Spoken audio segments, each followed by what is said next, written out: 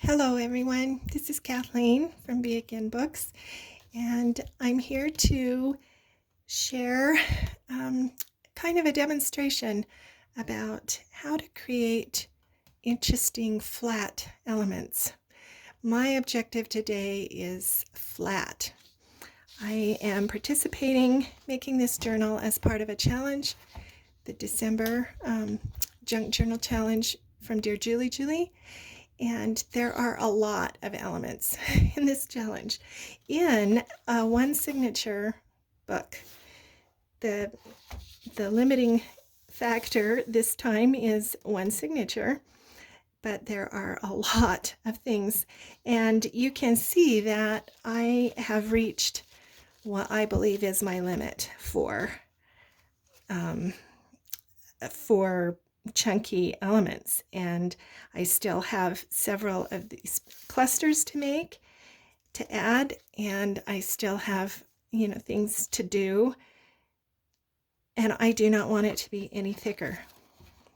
I don't like alligator books, and this is as thick as I want it to be. Just listen to that. Can you hear that? I love it when it crunches like that. Anyway, so the objective is flat, right? This is not flat. This cluster has several bumpy elements, and I love that. Here's another example. This little flower right here. I just think that's a darling cluster, but gosh, it's bumpy, and I can't afford any more of that. I've got lace, I've got lots of things going on, but like for instance, this altered paper clip, it's great, but this pretty velvet flower and the lace and the fiber, it just makes it too thick. But flat, can be kind of, I don't know, unfinished, or it can even seem a little boring, right? I'll show you what I mean.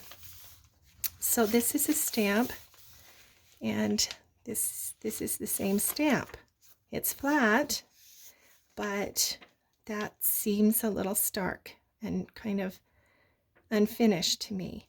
So what I do to create, when I need flat elements, to create some three-dimensionality, I guess, if that's a word, is there's two ways that you can create depth, and that's with some shadow or shading or layers.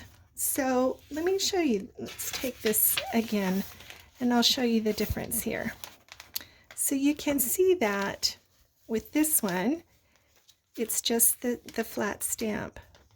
But here on this one, the coffee dye creates some texture, some depth, some shadow.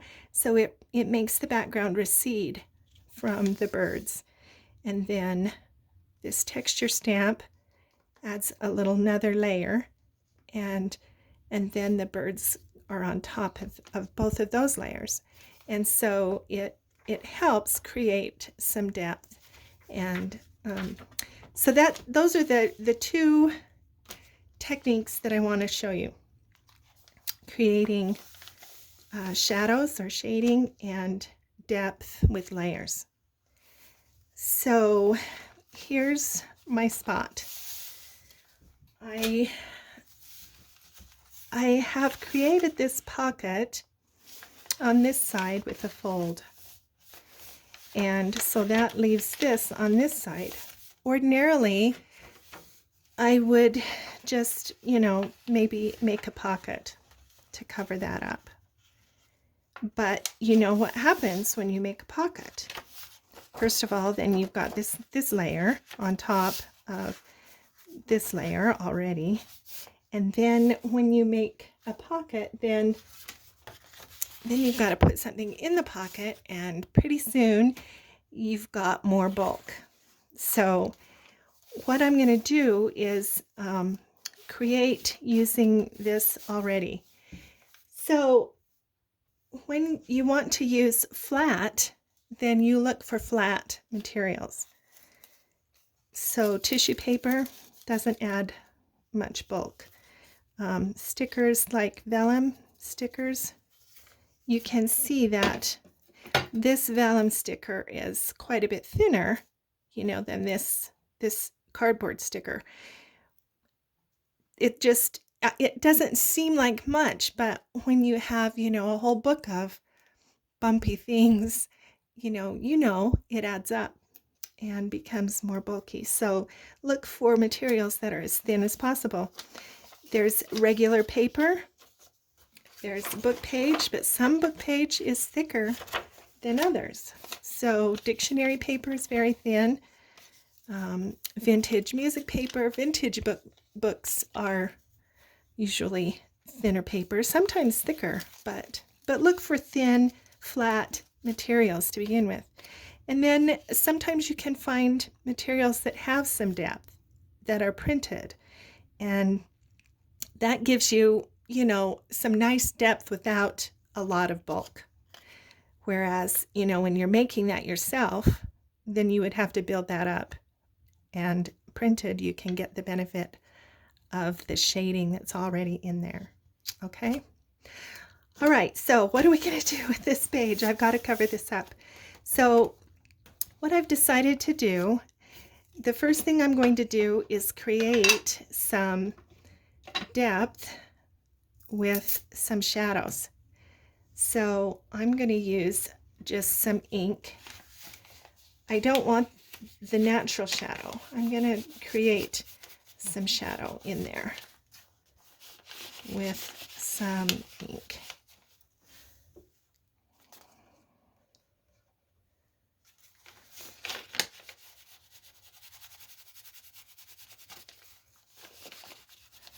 You'll see what's going to happen to this in a minute.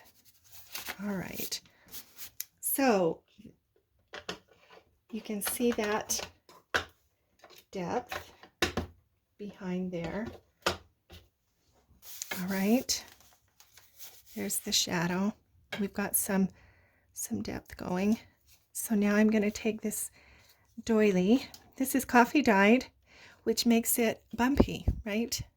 But I ironed it to make it as thin as possible.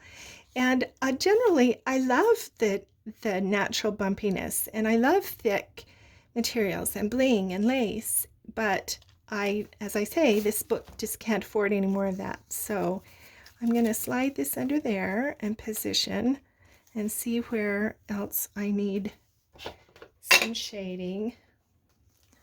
Looks like I need a little bit more down here.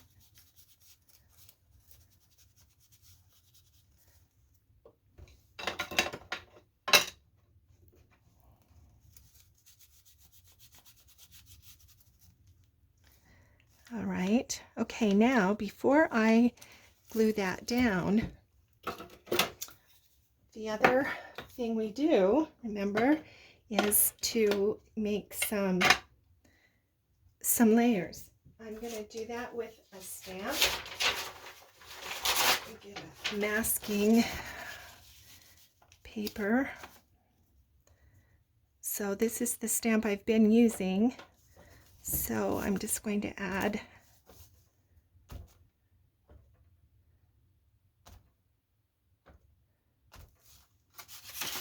okay, so there's some more layers, and because I've added a layer, that drops the shading down a level. So you can see how that works. Let's see how that, yep, like that. Okay, so now I'm going to take my glue and add it to this doily, just using glue stick.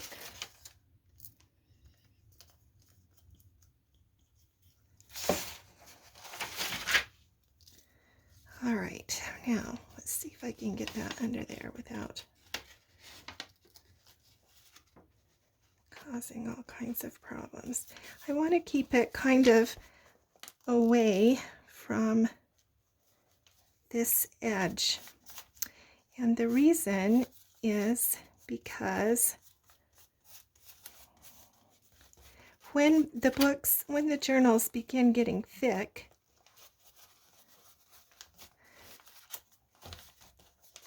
it starts to put pressure on the binding, right? So the closer you have elements to the threads, the more stress that's going to put on the pages. So when you can keep things away from that bend, the thicker the book gets, the more it has to bend there. So I'm going to try to keep things kind of on this side. Now, sorry for the noise, but I'm going to give this a shot of heat to dry so that we can move on. But there's one layer of paper now, but 3 layers altogether with the ink and the stamping.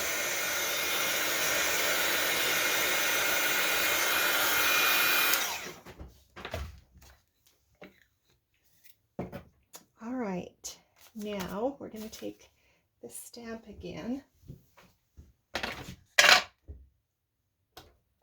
and just put, just going to put 1 layer on top of this doily. Okay, so now there's 4 layers, 1, 2, 3, 4, and we've got some depth going. All right, so that's the other reason why I wanted not to put a pocket is I'm trying to preserve as much writing space as possible. There's already a lot of stuff in here, and so I'm trying to preserve writing space. So the next thing I'm going to do is put just a little bit of washi tape, but before we put that down, we're going to create just a little bit of depth again. Just a little bit on top here. All right, what did I do with my stamp? There it is. Good grief. Sometimes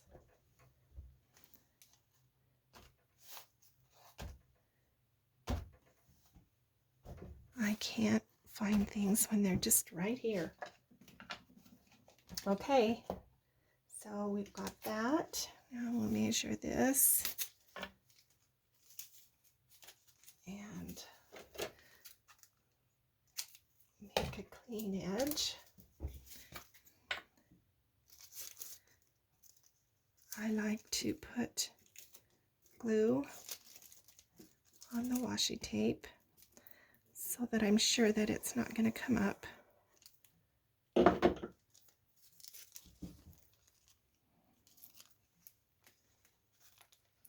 Stick that there.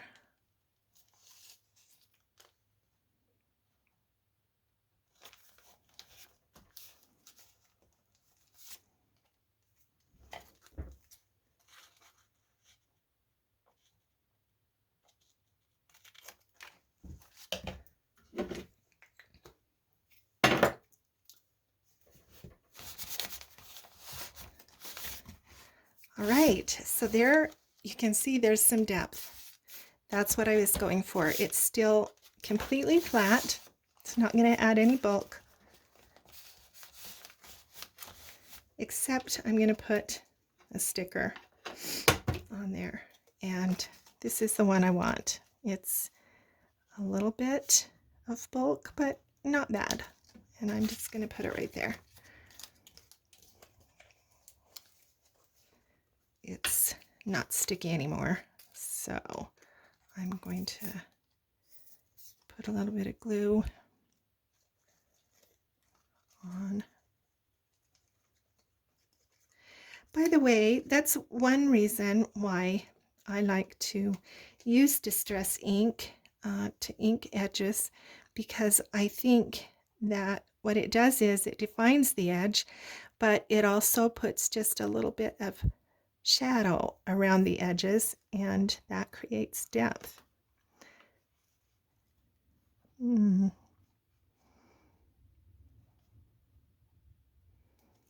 right, I think we're going to put it down right there. All right, that's done. Thanks for watching.